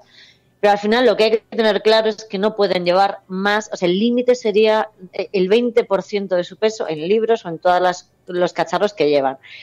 Porque al final arrastras algo, además, con uno de los brazos. Es igual que cuando hablamos de que las mochilas hay que llevarlas en los 2 hombros para que no te vaya provocando malos movimientos, ¿no? Que se incline uno un poco más. Bueno, pues al arrastrar las mochilas, lo que han comprobado, un estudio además que lleva gente de biomecánica, médicos detrás, que participa además la Universidad de Granada y la de John Moore de Liverpool, es que están fastidiándose las caderas, la parte del tronco y la pelvis, porque están estirando con muchísima fuerza, además siempre de un lado, y no les está funcionando nada bien. Se ha hecho con niños, con 26 niñas y con 23 niños, utilizaron sensores en su cuerpo para ver dónde se iba estirando y realmente es preocupante.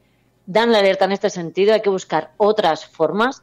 Vale que hay que estudiar, pero muchas veces decían, es agotador, hay que mezclar, es verdad, asignaturas, que haya mucha variedad porque los niños se cansan y tal, pero al final hay que buscar otros sistemas, a lo mejor de forma en la que tengas, pues ya sea por las tablets, ya sea porque puedas dejar parte de los libros allí, no tengas que llevarte todos a hacer deberes a casa, porque es verdad que cómo va creciendo, o sea, los primeros años en los que un niño se va desarrollando hasta que consigue, digamos, la altura, la fortaleza, digamos, más de adolescente, es fundamental. Y les estamos cargando de libros, les estamos haciendo ir al colegio como si estuviesen de mudanza. Y ya te digo que no es ninguna broma. 100 investigadores han participado en este estudio de aviso. Ya no sé si de la mochila al carrito y ahora hay que encontrar otro sentido, pero a lo mejor es eso, que no vayan los niños cargados, que ese no es el objetivo, ¿no? Y que se encuentren otras formas de tener estas cosas en mano sin tenerlas que ir arrastrando por media ciudad, o por medio pueblo, o por medio lo que sea. Pues Ainhoa Goñi, tomamos nota y ponemos una alerta en esto. El pequeño Feri la lleva en efecto con ruedas, pero siempre lleva unas mochilas súper cargadas, siempre.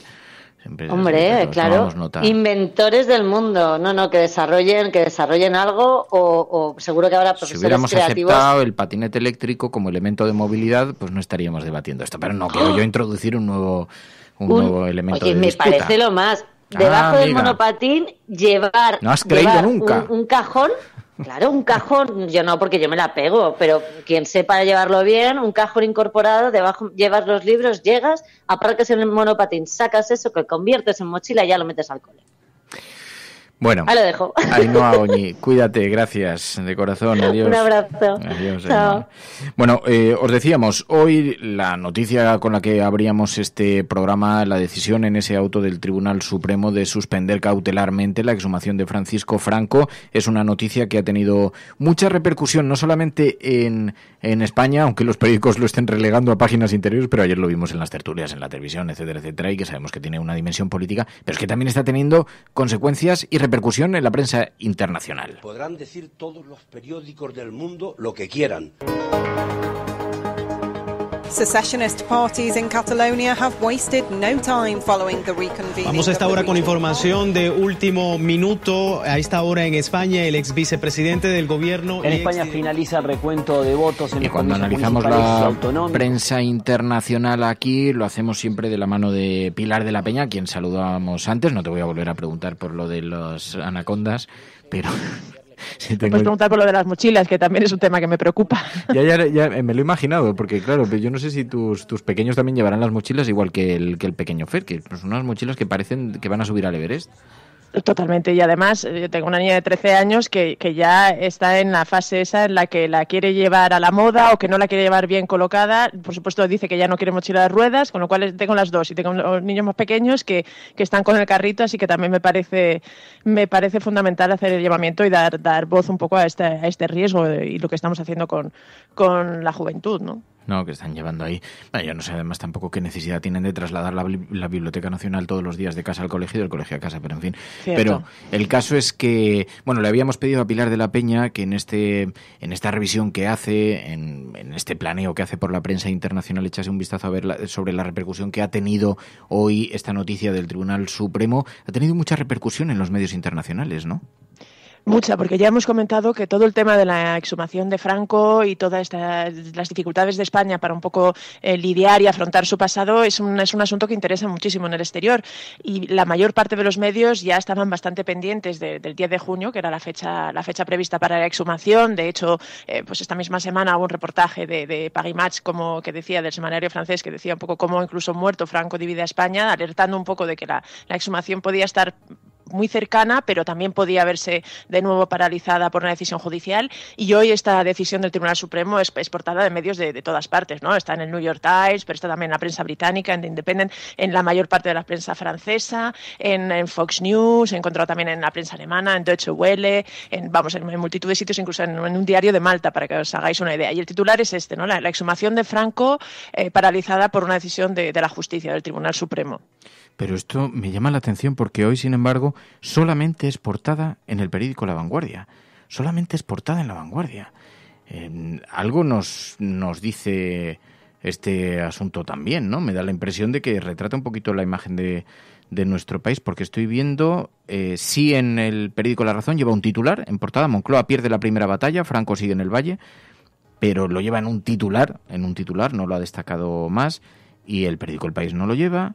El periódico El Mundo, estoy viendo, tampoco lo lleva. En fin, llama la atención que en el exterior, que es verdad que siempre vemos las noticias sobre el franquismo, sobre la dictadura, que tienen una gran dimensión, despierta mucho interés entre los corresponsales internacionales, ¿no? Fue un conflicto que mantuvo muy atenta a la opinión pública internacional y que de hecho hubo numerosos corresponsales extranjeros, de quienes leímos, por ejemplo, una de las entrevistas más históricas a Franco cuando estaba iniciando la guerra, y donde hablaba con terminar con media España si era necesario para garantizar su proyecto político, ¿no?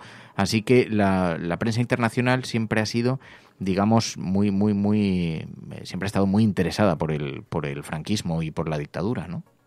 Sí, y luego la transición también es un periodo que les ha llamado mucho la atención y que se ha resaltado y se ha incluso elogiado, ¿no? El paso de cómo España consiguió pasar de la dictadura a la democracia de una manera, después de haber tenido una guerra civil tan cruenta en los años 30, pues como en la década de los 70 había conseguido pues ese paso de forma pues bastante, bueno, con todos los problemas que estamos viendo y que casi estamos padeciendo ahora, pero es verdad que de una forma bastante pacífica. Todos esos dos periodos interesan interesa muchísimo. Por eso es verdad que ahora todo el tema de la memoria histórica y de, digamos, la exhumación de Franco ha vuelto a tocar una tecla. Pero para que os hagáis una idea, decías, hay muchos medios que simplemente recogen la noticia de agencia, porque también, bueno, Reuters, AFP se han hecho eco de la decisión del Tribunal Supremo, pero hay muchos medios, en New York Times, por ejemplo, varios diarios alemanes, que son artículos de sus corresponsales, ¿no? Que explican y detallan la decisión del Supremo, lo analizan y en general lo presentan como un nuevo, digamos, una nueva derrota, un nuevo golpe para los planes del gobierno socialista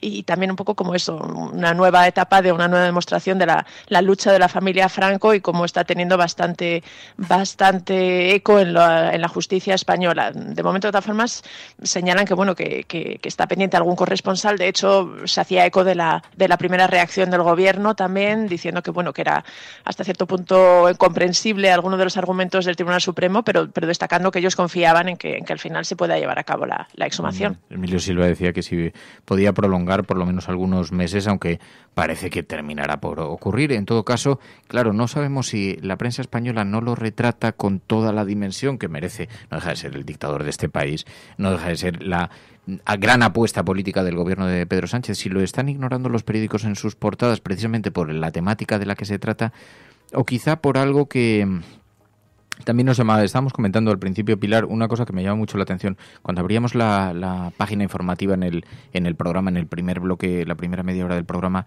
vemos que es muy infrecuente la información internacional en las portadas españolas. Obviamente lo llevan, hay temas que son inapelables, que son ineludibles, no puedes no llevarlo. Pero está Donald Trump de visita en el Reino Unido. Ha mostrado su apoyo explícito al Brexit. Además, ha ofrecido un pacto comercial al Reino Unido, creando esta nueva apariencia de bloque amistad comercial entre el Reino Unido y los Estados Unidos.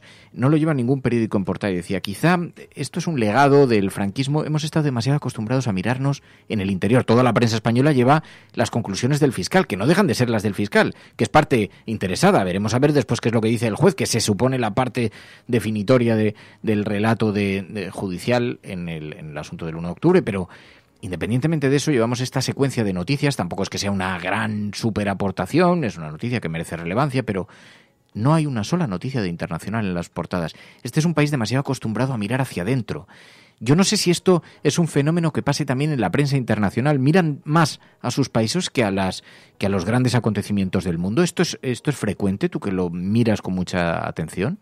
Sí, la verdad es que en este sentido no es nada raro. Yo, por ejemplo, la prensa británica es todavía más raro que tenga una portada o que dedique claro, evidentemente las grandes noticias, los grandes atentados o digamos las grandes noticias que realmente que suponen un gran cambio, la elección a lo mejor de Donald Trump evidentemente o de algunos presidentes, Bolsonaro, pues este tipo de grandes noticias sí que suscitan y sí que copan portadas, pero en general la mayor parte de los medios están muy volcados en lo que pasa dentro de sus países. Eso también es bastante frecuente en los medios franceses, en los medios alemanes. Ya digo que los británicos son casi los mejores exponentes de eso. Es muy raro encontrar una noticia de política internacional en las portadas de los grandes medios británicos. Los estadounidenses también. Los estadounidenses lo que pasa es que, por ejemplo, hacen ediciones internacionales, ¿no? Pero las ediciones que se venden dentro de Estados Unidos también están muy, muy volcadas en la política nacional o en las cosas que pasan. En este sentido, yo diría que los medios españoles no son tan diferentes de la mayor parte de los medios europeos. Pues fíjate, el país hasta ahora era quizá el que más se distinguía, pero es verdad que ya no se nota tanto esa diferencia entre los medios españoles. Pero ¿sabes por qué me llama la atención? Porque quizá en un mundo en el que eso pudo tener alguna consideración lógica, puesto que la información internacional era compleja de elaborar y enviabas un corresponsal al otro lado del mundo y tardaba semanas en enviarte una crónica, pero con lo cambiante que es el mundo, con la globalización, con la relevancia que tiene un suceso en un lugar del planeta que necesariamente afecta a otro, con la manera en la que está cambiando la geopolítica mundial, ¿no?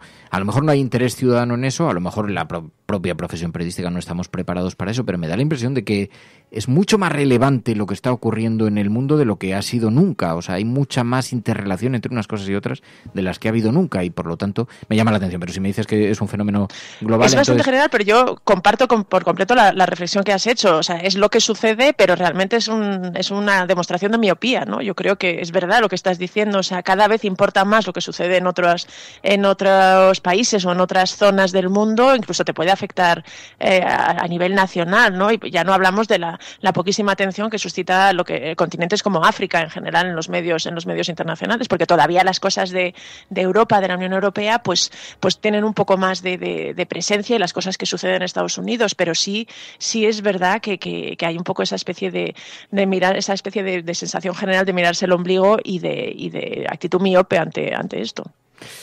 Bueno, pues esto le pedíamos a Pilar que nos hiciera una aproximación a la prensa internacional, pero ya sabéis que cuando cerramos el bloque informativo en la cafetera abrimos una nueva página. ¿Qué es una página? Es la página en la que apartamos las portadas de los periódicos, los medios de comunicación, y nos quedamos aquí un ratito más hablando de la vida. Le llamamos la sobremesa cafetera porque servimos un poquito más de café, apartamos los temas así más relacionados con la actualidad, y sabemos que es un espacio además que agradecen mucho quienes se encuentran solas en muchos lugares, no solamente gente en su casa o en el extranjero, sino gente en hospitales que nos escribe, o en tratamientos médicos que dice: luego me pongo el podcast cuando estoy en la sala de espera. Así que sabemos de la importancia que tiene la cafetera también, no solamente como elemento informativo, que tratamos de contar lo que todos cuentan y lo que nadie más cuenta, sino también como elemento de compañía, que la cafetera es este espacio que, gracias a los oyentes que se incorporan también al programa y forman parte de esta gigantesca tertulia que abrimos todas las mañanas, pues se convierte en un pequeño espacio también de sosiego para la gente, para los ciudadanos. Aunque tenemos que aportar una noticia de última hora, porque resulta que ya se conoce quién es el sucesor de Pablo Echenique. Ya tiene sustituto al frente de la Secretaría de Organización de Podemos. Va a ser Alberto Rodríguez. A esta hora están informando Público, El Diario.es, Huffington Post, numerosos medios de comunicación, el periódico El País, la agencia EFE, sustituirá a Echenique en la Secretaría de Organización, un perfil más político para articular, dice Pepe Oneto, por ejemplo, su desmadejada estructura territorial, las bases. El diputado canario Alberto Rodríguez va a ser el sustituto como número 3 de Podemos. En sus manos queda depositada toda la coordinación territorial. ¿Y qué os parece? ¿Qué os parece esta noticia, María? Bueno, es una manera de responder de Podemos a las dificultades que se les están presentando. Alberto Rodríguez, que es diputado o ha sido diputado en el Congreso de los Diputados. Es el diputado de las rastas. Ese que tanto escandalizó a algunos en la legislatura anterior. Pero bueno, más allá de eso, yo creo que la verdad que Podemos tiene un gran reto por delante, y que se lo digan sino al Partido Socialista, ¿no? Lo difícil que es recomponer un partido, y además en el caso de Podemos un partido que tiene tan poquita historia, ¿no? Porque al final el Partido Socialista pues consigue más o menos recomponerse, aunque es verdad que seguramente todavía tengan muchas heridas que curar, pero claro, Podemos en realidad nació en 2014, tiene 5 años, y es muy difícil, yo creo, también recomponer un partido con tan poquita historia, ¿no? Y por eso yo creo que el reto que tienen por delante es bastante difícil.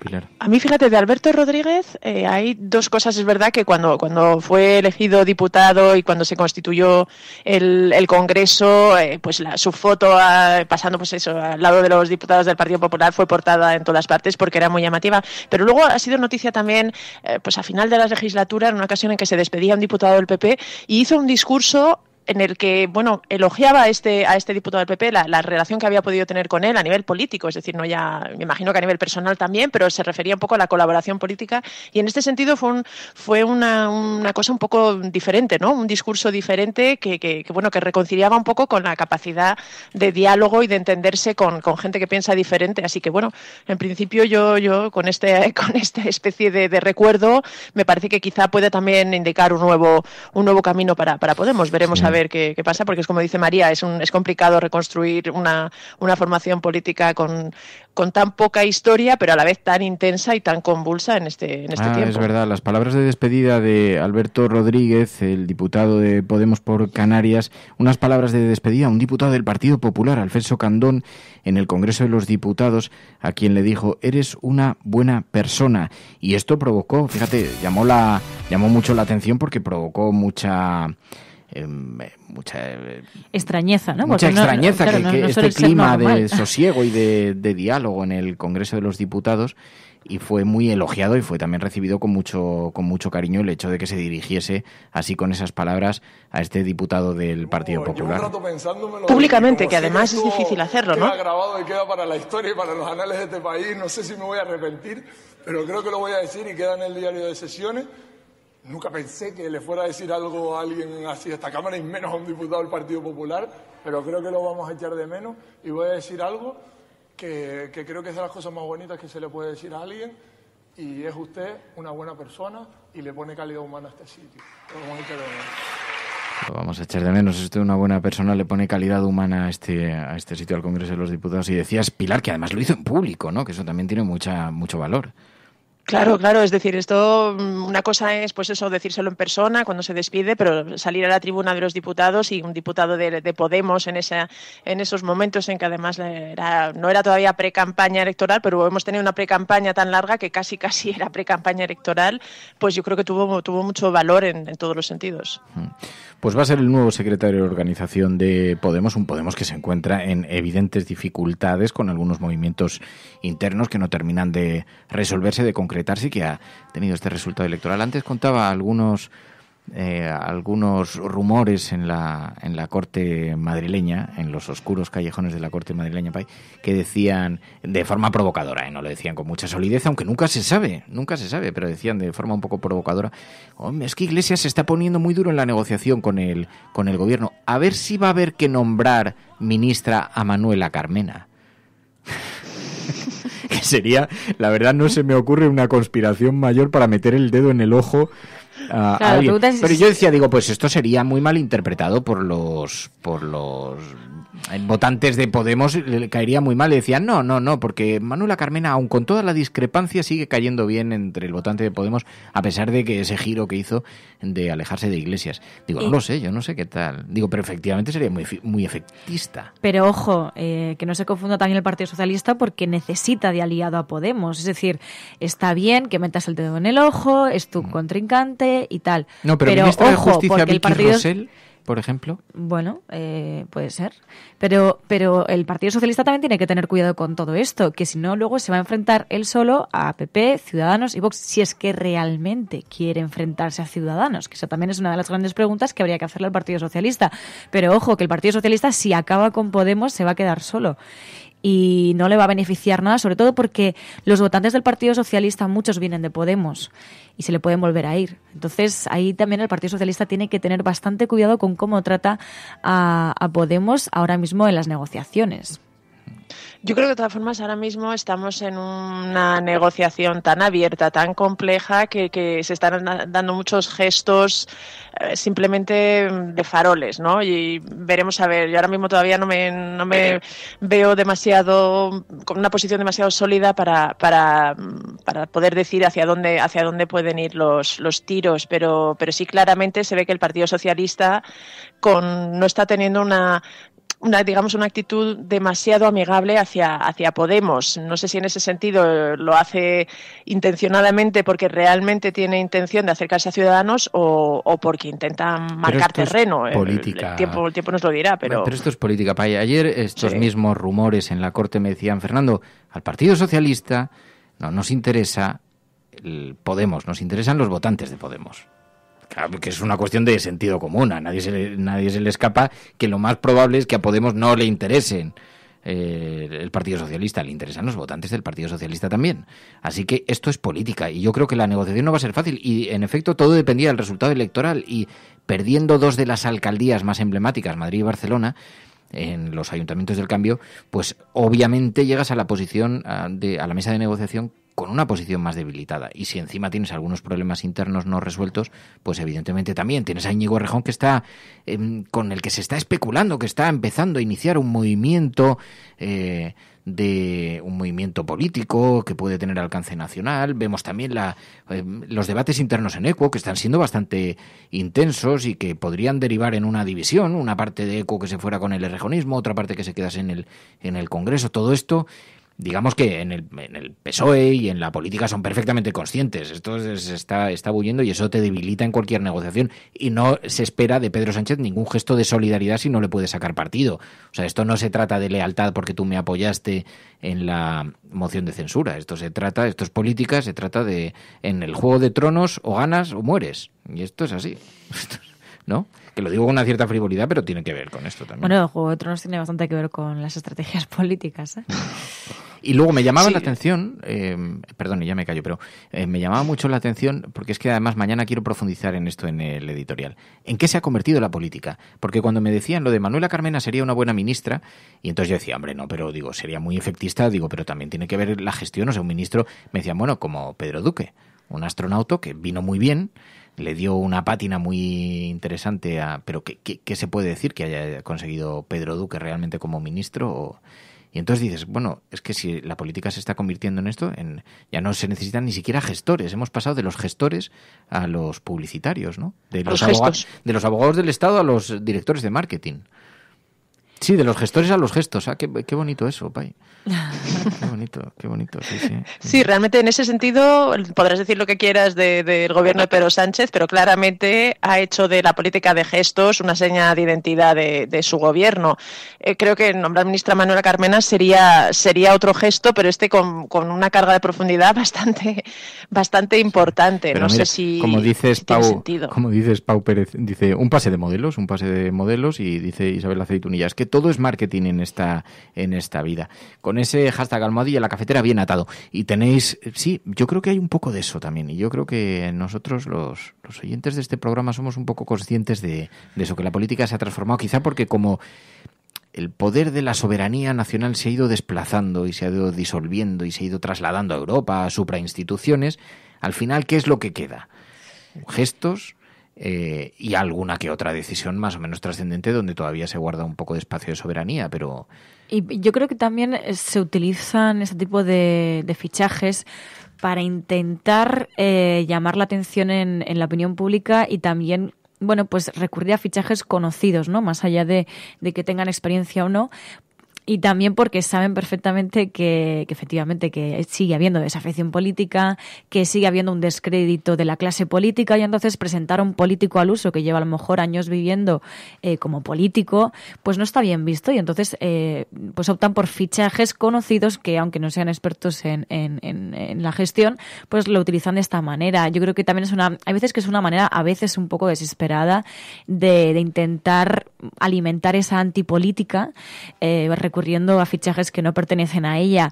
Yo creo que, por ejemplo, en el caso de Pepu Hernández, no ha sido un gran fichaje, no ha conseguido un gran número de votos, no ha conseguido un buen resultado. Ha sido un fichaje absurdo, para que nos vamos a engañar, y mucho más en la política madrileña, que es una política, yo no sé si los oyentes, que aquí cuando llueve en Madrid, llueve en toda España, ya lo sabéis, amigos. Alguien estornuda y se contagia todo el país, todo el planeta, desde la unidad española. Pero el Partido Socialista en Madrid siempre ha sido un garigay brutal, o sea, siempre ha tenido unas tensiones internas gigantescas. Entonces meter a un fontanero externo, a un paracaidista que llega todo y se sitúa ahí, además de alguien que tiene experiencia en la cuestión deportiva, pero ninguna en la cuestión política. Y tampoco, para que nos vamos a engañar, en la cuestión de la gestión, porque es que son... Y yo creo que eso la gente no es imbécil. La gente lo percibe perfectamente y, de hecho, por muy bien que te caiga, pues hombre, puede haber un porcentaje de gente que sean muy fundamentalistas de las siglas y le voten simplemente porque forma parte de sus siglas, pero hay una buena parte de la ciudadanía que dice, bueno, pero esto yo, ¿por qué voy a votar por ahí, no? Pero fíjate, yo creo que desde luego el de Pepu Hernández no ha sido un fichaje exitoso, pero es que prácticamente ninguno de los que hemos visto en esta campaña electoral lo han sido, ¿no? Marcos de Quintos por Ciudadanos tampoco da la sensación de que haya aportado gran cosa. Ya no hablamos con los toreros y periodistas que puso el Partido Popular como cabezas de lista, o al menos en sus listas. Yo creo que en general la gente eso no le ha atraído ni no ha servido de banderín de enganche para que votaran a a estas personas, ¿no? Al revés, o sea, en este sentido yo creo que puede haber incluso restado algunos votos. Es verdad que lo de Pedro Duque, por ejemplo, sería interesante a lo mejor preguntarle a Ainhoa Goñi o a gente que realmente está metido en el mundo de la ciencia cuál ha sido el impacto real a nivel de gestión o a nivel de... porque desde fuera pues es más complicado dar una opinión, pero... Ha desatado tanto cariño que la crítica es difícil y ahí es donde se ve que... Primero porque la gente se parapetará detrás de que no ha tenido prácticamente tiempo. Y entonces daría igual un poco mientras no cometas un extraordinario error, pero lo que sí que ha desatado es un cierto cariño. Se le han perdonado cosas como lo de la sociedad, ciertas cosas que de pronto se han colocado sobre la mesa, incluso declaraciones sobre la educación pública en defensa de la educación privada, cosas así que no le hacen tampoco, digamos, muy popular, pero se le tiene tanto cariño que, bueno, dices, bueno, ya, pero ha estado el tío en el espacio, ¿sabes? Y el tipo ha manejado... Sí, pero por eso sería interesante saber realmente para los científicos, si aunque haya sido poco tiempo, si ellos han visto alguna mejora o alguna, yo qué sé, que ha iniciado alguna senda que puedan notar, que pueda marcar alguna diferencia. Yo de verdad que no sabría juzgar, o sea, no tengo argumentos ni datos para juzgarlo, pero por eso te digo, preguntarle a alguien de dentro que sí que podría a lo mejor dar una valoración más argumentada. Sí, pero mira, dice Alejandro, la política actual que es más parecida al personal branding. Yo estoy de acuerdo un poco con esto, Alejandro, que se ha transformado todo. Quizás es que nos dimos cuenta que con políticos que tampoco, Mariano Rajoy, que tampoco se caracterizaban por su gran espíritu de acción, pues que a lo mejor es que era prescindible. Entonces que a lo mejor lo que imperaba era otra cosa. Y como además este país tuvimos varias convocatorias electorales y no pasó nada, siguió el país funcionando sin que fuese dirigido ni gobernado por nadie, pues a lo mejor es que resulta que lo que han hecho es una lectura precisa del... Lo cual lo digo con cinismo porque me resulta muy inquietante, ¿no? Resulta preocupante pensarlo. Y remitiendo un poco a lo que decía Pilar de la política de gestos, yo creo que igual los que están más obsesionados con la política de gestos son más la clase política, los políticos, que la propia ciudadanía, porque hasta ahora ha sido una política de gestos. Ha habido un hastío también hacia esta política de gestos que también yo creo que ha alimentado la antipolítica. Y cabe preguntarse ahora cuándo va a llegar la política de verdad, la política de la gestión, la política de las propuestas y la política cuando nos hablen de qué van a hacer o de qué están haciendo, ¿no? Yo creo que la gente quiere saber esas cosas y la gente de lo que está cansada no es tanto de la política, sino de la política de gestos y no de la política de las actuaciones.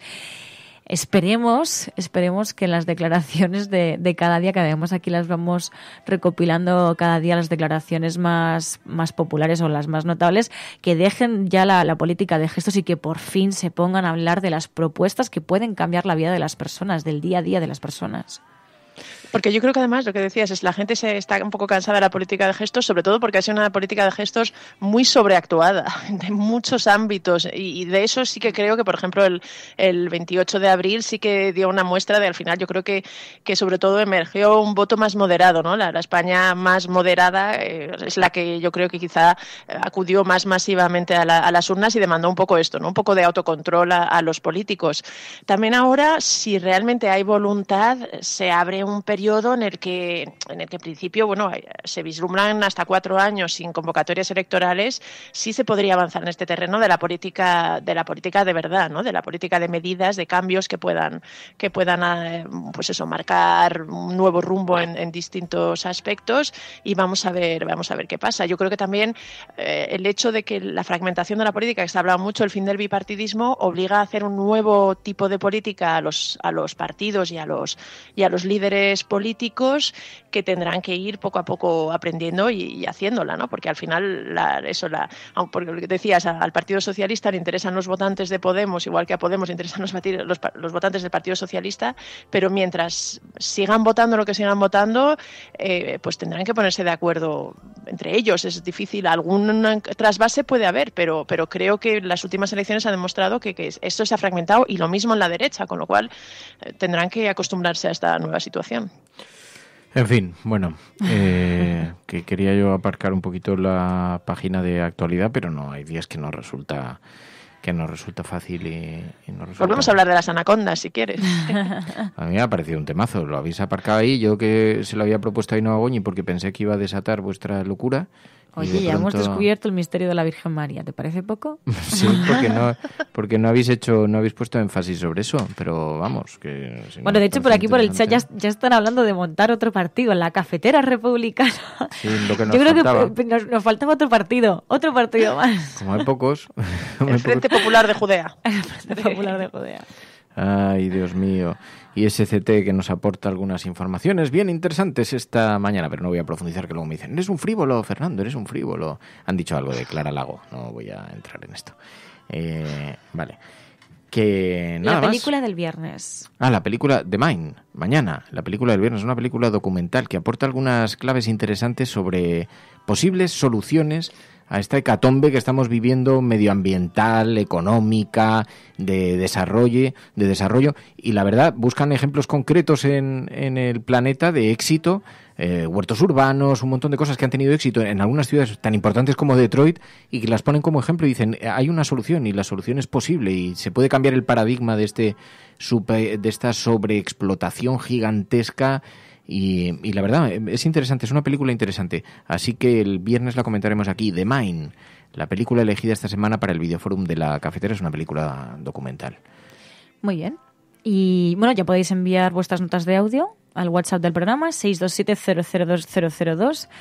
Así que en cuanto la veáis, nos enviéis vuestros análisis. Y nada más. Y nada más, ¿no? ¿No quieres contarnos algo, Pai? Estamos a mitad de la semana. Me parece una película muy apropiada para el Día Mundial del Medio Ambiente, que además es hoy, así que... Pues mira, perfecto. Así que encaja muy bien con la... Y además os recomiendo también que escuchéis, además está en Spotify, a la actriz que aparece en la película, que también es cantante, y a mí me gusta mucho la... ¿Te gusta la música? Sí. Pues sí. Recomendación así musical de María Navarro. Musical. Gracias, gentes. Gracias, María. Gracias Pilar. Todas. A vosotros. Y nos vamos a marchar. Muchísimas gracias a vosotras, Marta, Ángel, Rubén, El Notas, Angélica, K, Pleistocénica, Delgado, Doctor Jekyll, Mareca, Escolástica, Buscadora de Estrellas, en fin, es que Eddie, Muscus, Tania, SCT, un montón de gente que está participando en el debate, y el hashtag sigue abierto, Almohadilla la Cafetera bien atado, en Twitter, Almohadilla la Cafetera bien atado, y ahí está comentando un montón de gente, como Elisa, como Quillo, como Mr. Layton, un montón de personas, Carmen Fernández, a quienes damos las gracias por formar parte de esta gran comunidad cafetera. Porque si estás escuchando esto, eres la resistencia, y no estás sola allí donde estés. Buenos días, buenas tardes o buenas noches. Adiós. La Cafetera es un programa de radio que se financia gracias a las aportaciones de los oyentes. Si te gusta el periodismo que defiende y sientes que te acompaña, hazte mecenas y ayúdanos. Infórmate en radiocable.com/mecenas. Still you run to carry me. You call me your